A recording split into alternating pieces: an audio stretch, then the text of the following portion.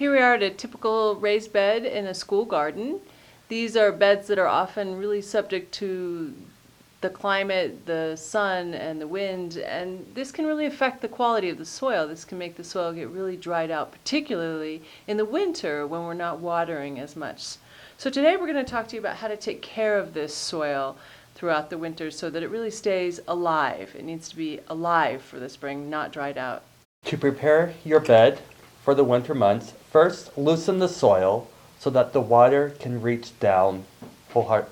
As we're turning, you can see how dry the soil has become, and really the water will just run off and not saturate the soil as we want. Turn it over, get the bottom to the top, top to the bottom. Next, we will add a little bit of water to the soil and slowly mix it together as you would a cake batter or a dry concrete mix.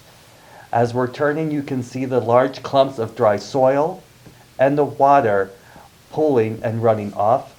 In this case, the soil is hydrophobic, in which the soil is scared of the water until you mix it slowly together. Once the soil is hydrated, then we can add our other materials.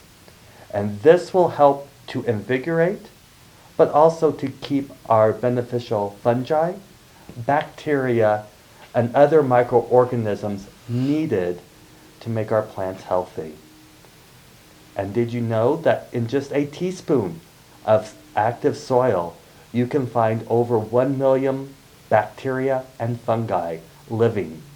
So here you can see we have our soil is starting to take up the water where before it just will blow away.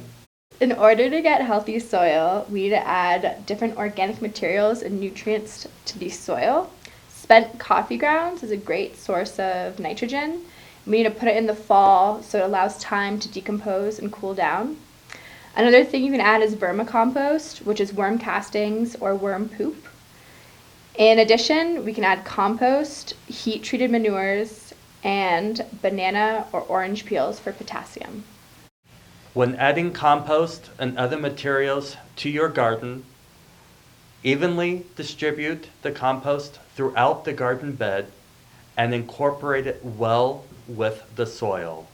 When too much compost is placed in one location, it may burn plants or may cause plants to grow out of control while leaving other parts of your garden bare. Make sure that the compost is well rotted and or heat treated to reduce the risk of pathogens and other harmful bacteria that may be in the compost. Here is one common scenario. Hey Natalie, I just got this really cool manure from a farm. No, don't do it! As per APS rules, no fresh manure. Always put down well composted, solarized, or heat treated manure. That way all pathogens, bacterial and fungal, have been killed and it is safe to put in the garden. Fresh manure has harmful bacteria that can spread foodborne diseases. So after you add your compost to the soil, make sure to put 4 to 6 inches of materials on top, and they can be leaves, straw, not hay, grass clippings, and make sure to cover the whole area and water it so it weighs it down so the different materials won't fly off with the wind. So the goal with taking care of your soil in the winter is that you really want to keep some moisture in the soil. You want to keep the beneficial bacteria alive, and you want to prepare your soil throughout the winter, take care of it throughout the winter so that it's ready for planting in the spring. Many times we find raised beds are dried out and not hospitable for life by the time spring comes around, and it makes gardening very difficult. With this method, your soil will be ready to grow you many beautiful plants.